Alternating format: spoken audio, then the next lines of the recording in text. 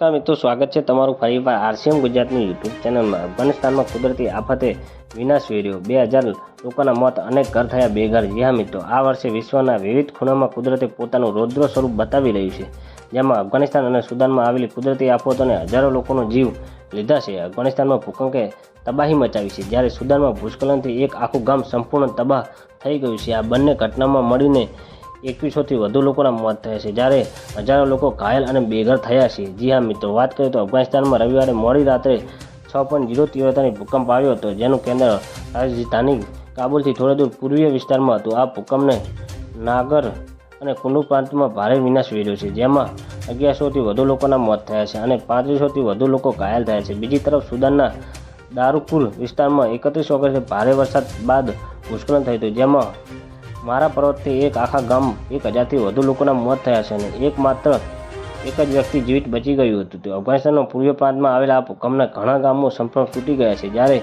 ઘરો ધરાશાયી થયા છે અને રસ્તાઓ ખરડાઈ ગયા છે। અહેવાલ પ્રમાણે ભૂકંપનું કેન્દ્ર જલાલાબાદથી 27 કિલોમીટર દૂર અને ઊંડાઈ માત્ર 8 કિલોમીટર હોવાનું તેની તીવ્રતા વધુ હતી। તો મિત્રો, ન્યૂઝની સતત જાણકારી મેળવવા માટે અમારી ચેનલ લાઇક, શેર અને સબસ્ક્રાઈબ કરી લેજો। ધન્યવાદ। જય હિન્દ।